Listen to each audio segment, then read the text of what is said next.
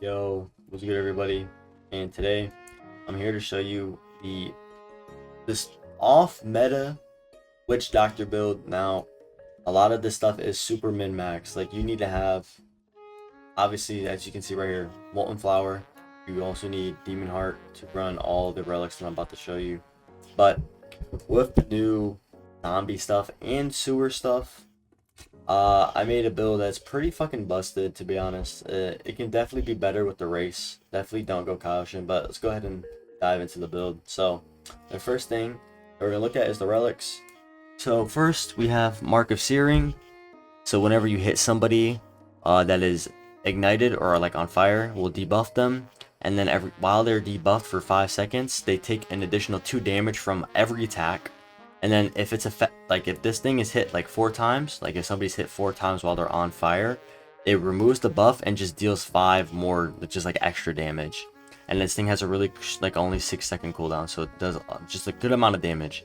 Focus Flames, convert your fire and then Demon Flame into blue, and then it increases your incoming pen or whoever's fire by 50%.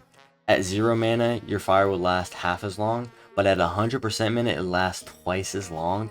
Now this is super good because blue fire can't be rolled out of. Like you just kind of have to like sit through it. And having this paired with molten flower is super good. So whenever you apply fire, deal 4 extra damage and apply living ember. So extra damage and this new status to the victim and anyone else in a short radius, including yourself. So it can hit yourself. This effect lasts for 5 seconds and it continuously increases mana. So when they start burning, their mana will increase. However, if hit with this effect, it is removed and inflicts fire. So this works on yourself and the enemy. So whenever Focus Flame works, you will be charging mana at 100% and it'll make the fire last twice as long, which is super good. It's just like extra burn on the enemy. And it's blue fire, so you can't roll it. Now, looking at some of the moves, we have the Spear class, obviously, because we're using the Flesh Brazier. And I have the Azure enchant on it, so it does just like normal flame damage on M1s and does flame off the crit. The crit is super good, like big AoE move, and that's where your clones are gonna thrive, bro. Your clones can just throw this crit out, super short cooldown, and they'll hit a big radius around you. And then for some of the things that we have, Hexing Slashes has flashing block because the main issue with it is actually hitting all the moves. So as soon as you hit one, you automatically confirm the final hit. So that's super good for flashing on Hexing Slash. And then Share the Pain, Life Stealing gives you a bunch of health back because it already heals you. But with Life Stealing block, you get a whole bunch more health. Lord of the Flies, I have an Azure block on it just to do more flame damage and to actually proc like all the other relics that I have. And it's a continuous thing, so like if you proc it, like you'll have the things around you, and once the Azure block happens, it'll go on cooldown and then it'll keep reapplying because the move is it's a continuous hitbox. So it'll keep applying the Azure flames up to like 4 times, which is super good. And yeah, let's go ahead and log real quick and show you after the server. Alright, and as I was saying, going ahead and looking at the armor.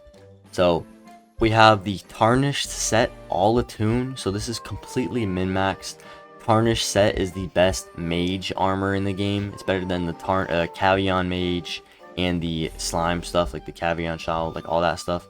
So just looking at the normal, like attuned, or no, just the tarnished stuff, it gives you 7 health per one of these. So 21 health with just the kit.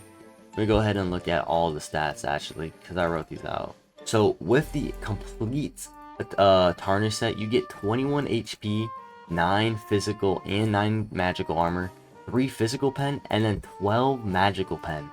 And comparing that to what the best like mage armor was, I'm pretty sure like the best mage armor you could only get like 8 magical pen, like with all the Cavion stuff.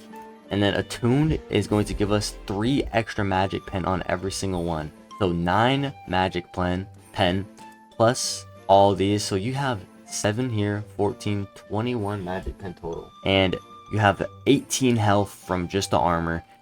Like the armor, like tarnish stuff is super good. However, it takes a long time to actually grind for all of these because they're kind of hard to get out of the chest. So looking at our stats here, we have 232 health, 40 from our outfit, 40 from like, you know, the normal stuff from progressing when you get your classes, and then 22 from our equipment. It would be 25 if we didn't have a tune, but that's fine. Climb boost 50. Our physical armor is at 26.5, super solid. Physical penetration is 5, but that doesn't matter at all because our magical, or it doesn't matter because we're doing magical pen. Magical armor is at 21.5, so we have an equal balance of like physical and magical armor, so we're just super tanky. And then our magical penetration is at 33.5. 33.5 is a super large number for magic pen because most people aren't gonna have 20, like above 25 magic pen or magical armor. So I'm doing, if somebody has 25 magical armor and I'm doing 33 magical pen, I'm doing an extra 13 damage of overpen for magic. So if you want to run other relics that like have magic pen on this build, you can, but this build is just low-key good because of the weapon and the relics. So going ahead and looking at like the actual thing that makes this build super good is the weapon and the clones. So with the clones, they copy both crits. This because the Flesh Brazier has 2 crits. This one is a auto targeting AoE one, like a big area around you. It'll like target like above, like below their feet, explode and set them on fire. So it's like a good medium range move to use. And it also has a running crit, which is super good for like chasing down or like doing combos for your clones, which is also a super good critical. Both your clones can use both the criticals. More often than not, they use the standing critical because for the other one where you lunge forward, you have to actually be running. So your clones are going to have to be like either running after somebody and then use the crit, which doesn't really happen that often.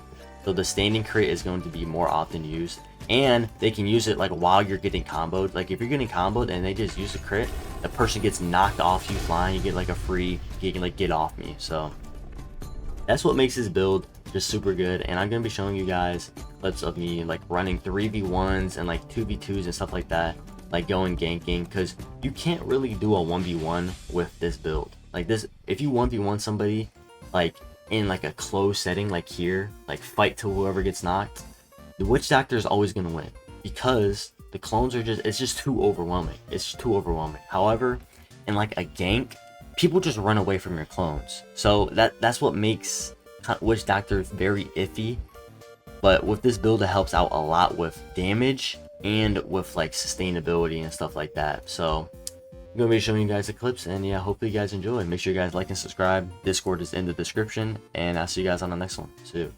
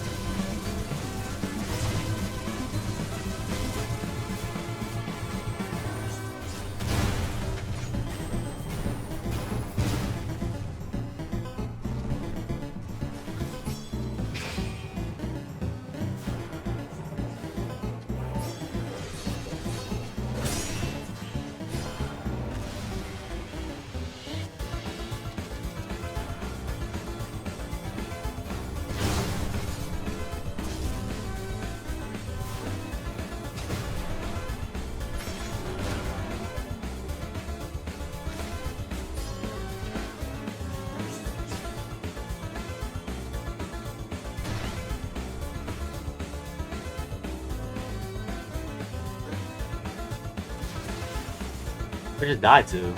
Oh, I died to hunger.